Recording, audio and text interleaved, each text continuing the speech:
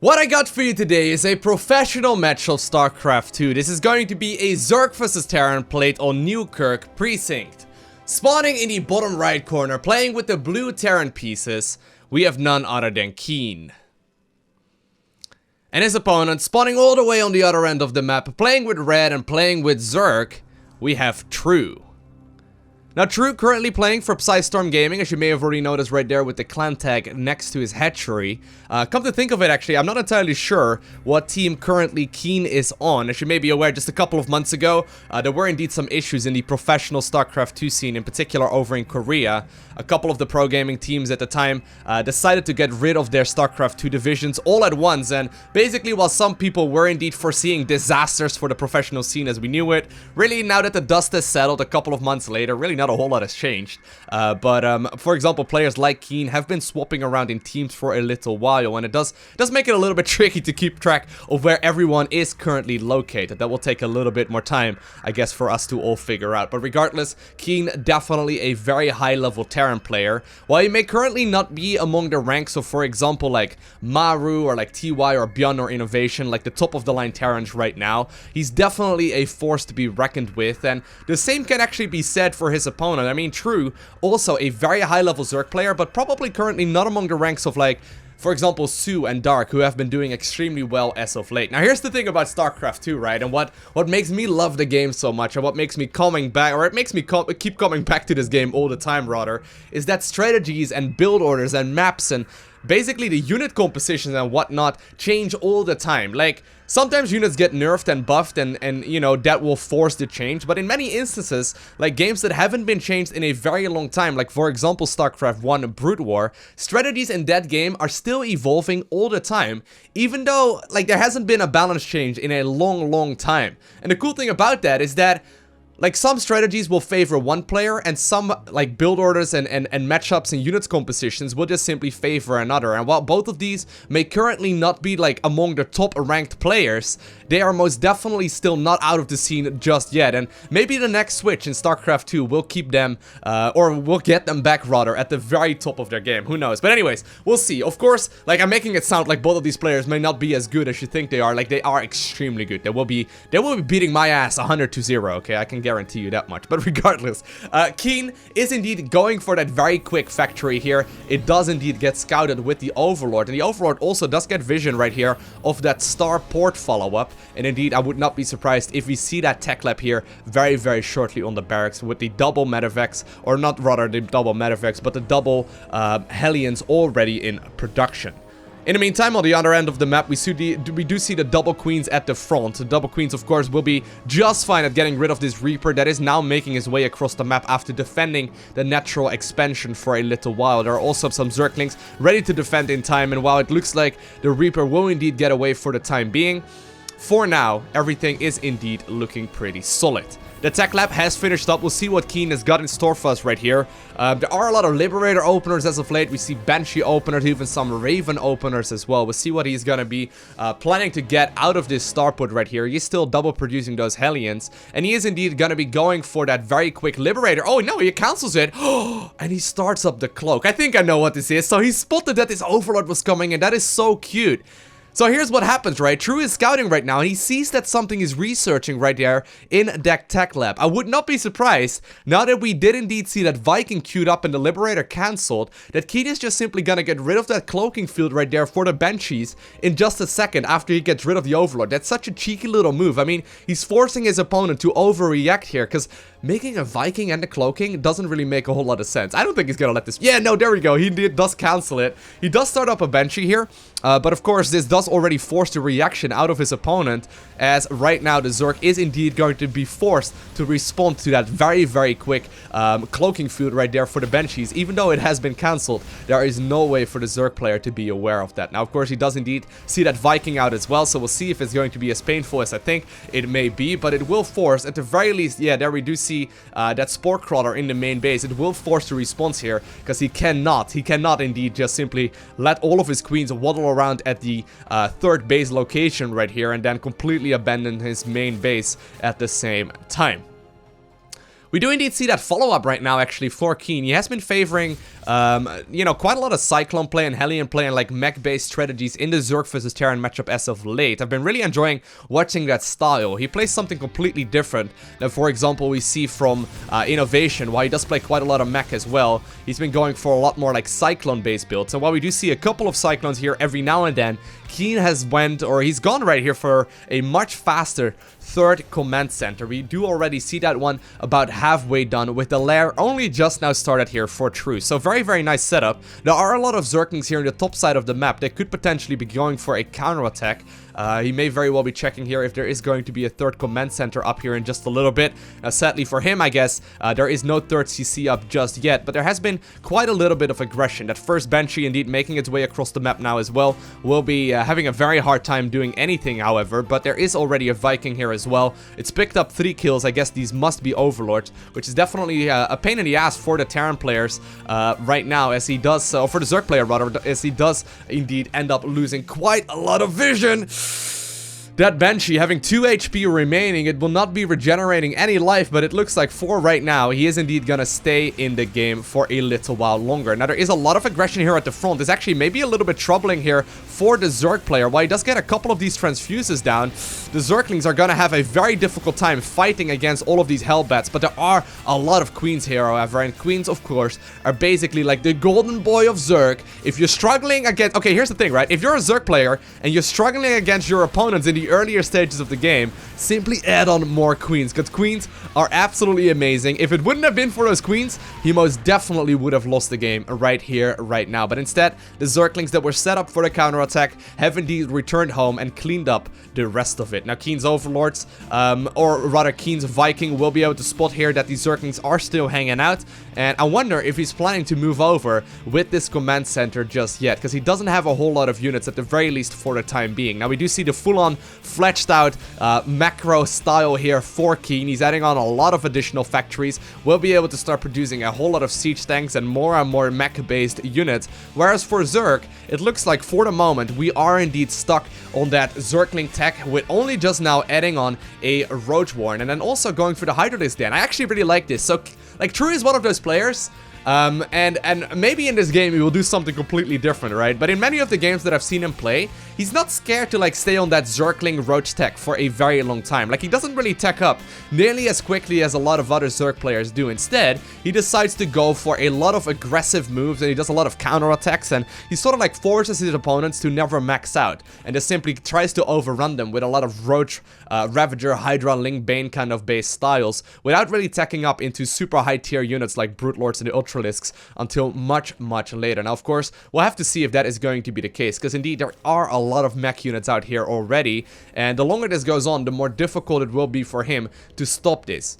Now, when it comes to countering mech as a Zerg player, right?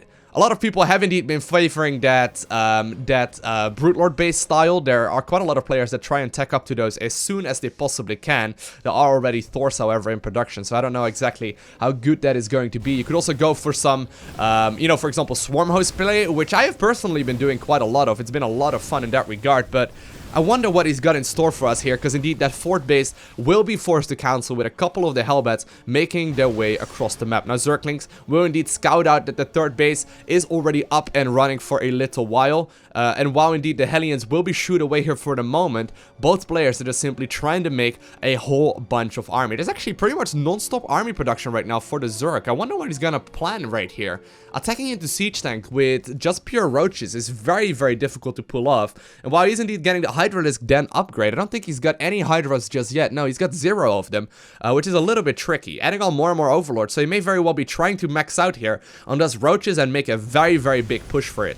Of course, Terran Mech in general doesn't really move out until much later on into the game, so we'll see exactly what Keen has got in store for us here as well, because he has been simply running by here with Hellions for a little while, and he's been doing quite a bit of damage with them as well. In total, so far, quite a lot of units have been killed, I suppose, but as far as the the worker counts go, they do seem reasonably safe. A couple of the Hellions will indeed be picked up here as well, but more and more roaches here, and Zerg is starting to max out. Now, True is exactly doing what I was talking about earlier. No hive or anything just yet. He's just simply trying to get himself a lot of economy, but he's not really attacking just yet, and he's going to be maxed out here very, very shortly. He does have reasonably good upgrades on these units as well, but what exactly is going to be the plan? He does get scanned now as well. His opponent, Keen, will be able to figure out here.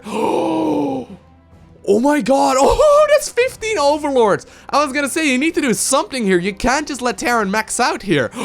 He's going for a massive amount of Overlord drops. Look at this. This is gonna load up all of the roaches, all of the Zerglings as well, apparently. And I wonder, is he just simply gonna try and drop right on top of all of these Terran units? That is most definitely an option, as that will completely shut down all of this play. Now, of course, he could also be trying to go for the main base, and it looks like for the moment these Overlords will be able to make their way across the map without being spotted. Is there anything along the way? No, there's nothing. Oh my god, Keen might actually be in a ton of trouble. I mean, Keen has put all of his defensive units towards his third base location. He's got nothing in the main right now, and while there are a few Vikings on production, they most definitely will not be able to catch all of these units here. And that's the thing about Mech, right? If it's spread thin like it is right now, there is a fourth base indeed ready to go, but if you lose your production and you don't have anything defended, this may become a huge issue. And right now, the Terran player will be able to figure out, is he gonna go for the counter or is he gonna try and defend his main? It looks like for right now at least, he's gonna indeed be heading into the main base here as well.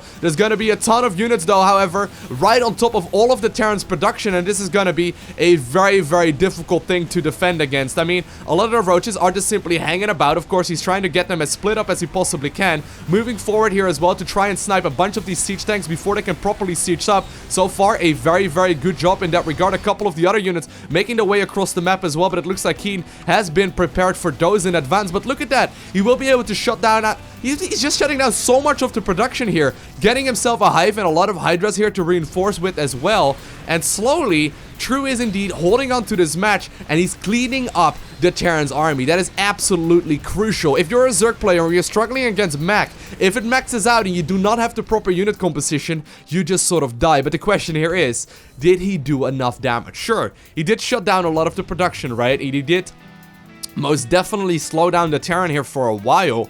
But Keen, of course, a little bit too good for that as well, to sort of just let it, like, you know, be the end of the game right there. He's still adding on more and more production, making a lot of additional tech here as well, and he's getting himself another command center. He's got a very large army here, and I wonder if the Zerg really got a whole lot of value out of that. Now, he's got a ton of Hydralisk. Of course, Hydras do not take that bonus damage to armor that the siege tanks rather do deal, but they are still very low HP units, so they may very well go down. But on top of that, they are sort of like glass cannons, as they can do a significant amount of damage in just a matter of seconds. Supply counts most definitely still in favor right here of the Zerg. Looks like once more, I thought he was gonna go for the counter attack. It looks like he may very well decide to do so, because I don't think he can engage into all of those siege tanks. I mean, there's very little anti-air here for the Terran player, but of course, the Thors will be able to deal with mutas quite easily, and with no mech or no switches to Greater Spire or whatever just yet, it looks like the counter-attack is indeed the option of choice here, and True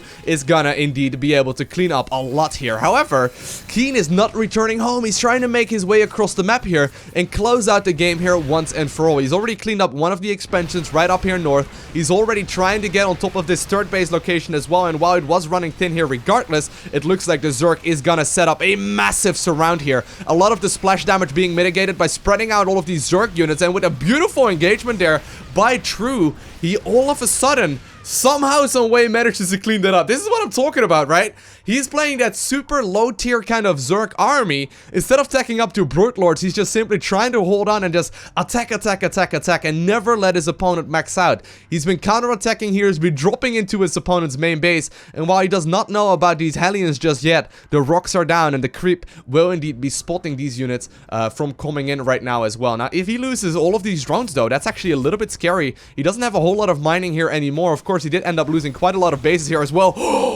The burrow! The burrow is beautiful. I don't think there's currently a scan available, because otherwise it would be used. No, look at all the mules here at the fourth base location of Keen. No more scans available, and with only 6 drones going down, that's practically the best that True could have gotten out of this game. But here's the thing, though. Keen does still have a lot of production. While he definitely did end up losing some bases here, he most definitely is not out of this game just yet, okay? If Terran Mech manages to max out, and apparently he accidentally misplaced that command center, if it somehow, some way manages to max out, he's going to be in a very, very, very great position. I mean, he's got solid upgrades, he's still researching more and more of those, he's getting a lot more ground-based attacks here, and we still don't really see like a switch here from True. I mean, I guess he's been scanned quite a little bit to figure out exactly what tech he's going for. There's no Broodlord switches or whatever. He's still just simply sticking on that Roach Hydra style. No Vipers being added, no nothing. So it looks like True is gonna try and do True things and just simply counterattack his way to victory. And I'm starting to be a little bit worried here, because while he is currently maxed out, there is no way that he can engage into all of these Terran units. I mean, look at that. There's a planetary fortress here. This command center will most definitely be turned into a planetary as well. And once those are set up and ready to go, it is going to be very, very difficult to engage on top of this. Now look at the spread though on the siege tanks. Absolutely beautiful. It will be able to mitigate a lot of the splash damage that they can potentially do to their own units simply just by spreading them out. Now there are indeed a few loaded up overlords once again, and I love this style. It is so badass. It does so much damage if properly executed. And he's also going to be engaging apparently at the 4th base location, but Keen sniffing it out as well, knowing very well what his opponent is capable off, and he's putting the siege tanks in position already. There is no way that is going to really be achieving a whole lot. Now True, not giving up on the Overlord drop in the main base, however, still going in there, trying to do whatever damage he can, and really just trying to slow down the Terran player here, getting himself that +3 armor upgrade, and establishing more and more economy here as well. Single Liberator making his way across the map, and once again, a lot of damage is being done though with these drops. I love this. It's so sick. I mean, there are some Hydras in there right now as well. There are Ravagers, so those Corrosive Biles will indeed take out that command center, and while he may very well end up losing all of these units, it is most definitely like sort of spreading the Terran player thin once again. That's exactly what you're trying to do as a Zerg player, right? I mean, look at this. It's once again dealing with these Terran units reasonably well, and while Keen slowly is getting to the point where he maxes out, all of the units are indeed spread extremely thin. And while this is a little bit of a sloppy engagement here by True, he's finally going to be splitting up those units, moving them forward in separate clumps instead. All of these siege tanks at the front will be fallen, as a couple of them will be forced into the main, and indeed that command center in the central part of the map is forced to be taken care of. Look at that. That's such a beautiful engagement. That is so difficult as a Zerg player to try and execute. Now definitely credit though where credit is due, because Keen has been holding on valiantly. He's actually ahead in supply right now, whereas I'm sure that a lesser Terran player would not have been in that situation whatsoever. I mean, he's still looking very, very solid. While he is losing command centers left and right, he does still have an economy right here that can definitely match the Zergs. And I mean, there's not really that much mining here anymore for the Zerg player. There's only 49 Harvesters right now for Zerg versus 54 for the Terran, and of course mules are absolutely amazing. However, a lot of the army supply is indeed going to be in these Vikings that are not really achieving a whole lot, as they are not able to shoot at anything in the sky, as there's really just simply nothing in the sky other than just a couple of Overlords.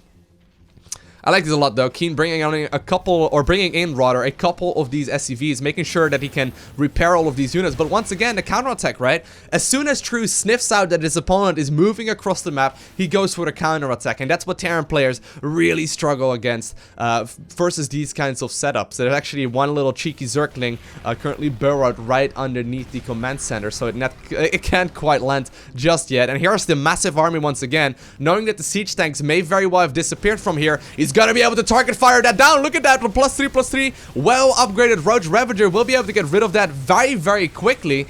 And with this hyper-aggressive style, and without really doing anything but Zerglings, Roaches, and Hydras here, somehow, some way, it seems to be working out for True. But Keen, though, still has a very threatening army, and while he's been on the back foot here for a while, he could still be taking out the Zerg player here, right? With a couple of properly positioned siege tanks and a couple of nice shots. I mean, for example, if all of these Roaches and siege... Oh my god, all of these Roaches just sort of die. If that indeed keeps on happening, Zerg will be in a lot of trouble. And while, once again, the counterattack is being set up here to the central part of the map, there are still a lot of Terran units that are trying to finish out whatever they can. Of course, productions for both of these players are starting to look very, very skinny here, as both players have been losing a ton of that economy. And while True does still have a lot of expansions here, I'm starting to be a little bit worried for him. I mean, he only has 110 supply remaining. Of course, a lot of that is going to be in roaches, which is a little bit deceptive to say the least. A siege tech does indeed get picked up there very, very easily, as it is produced right on top of all of those hydralisk and roaches as well. But still, we all know the strength of the Terran army, and the Terran army is not gonna stop. He's gonna try his very best to do as much damage as he possibly can. Keen, however, still having some reasonable army composition here, and that's really the only thing that's keeping him in this game, because while there may be a couple of SCVs remaining, slowly his army is being dwindled down, as there's just simply no mining going on here for the Terran player anymore. A lot of SCVs ended up falling here. Corrosive Bios will be able to land on a nice chunk of those siege tanks. They will indeed end up falling there, at least 2 of them. And, I mean, it could be anyone's game. I mean, I'm starting to think here that Zerg can actually close this one out right here, right now. Knowing that he basically got rid of all of the Terran's economy, as long as he sets up a really nice engagement here. And look at that, there are quite a lot of Zerg units remaining. As long as he can get rid of that splash damage here of the siege tank. This one has got 22 kills, 23 kills, 12 and 18. These siege tanks have been doing damage. But these siege tanks, they cannot move. I mean, these units cannot really go in any direction whatsoever. And while Terran is desperately trying to set up a new bit of economy here at his old 3rd base, it looks like the Zerg is going for it. A lot of drones being pulled off the line as well, trying to soak up whatever damage they can. And the last of the Terran units do indeed end up falling, with True taking the victory. What a beautiful game. Now, trying to copy this style right here from the Zerg player is so very difficult. I mean, I've tried it many a times myself, but if you're not like on top of your counterattacks, so you don't know exactly the positioning of the Terran's army, and you accidentally just sort of let your Zerg units go in idle, the siege tanks absolutely shred them to bits. But beautiful execution here by True, not really missing a beat in many of these scenarios, and he ends up getting a well-deserved victory. I hope you enjoyed watching this game. If you did, make sure you hit that like button down below. And if you want to see more, make sure you hit that subscribe button so you get a notification as soon as I upload more. And while you're at it, make sure to follow me on Twitter, Instagram, and Facebook. Links are in the description. I want to thank you for watching. Have an amazing day. Do not forget to smile, alright? And I'll see you in the next one.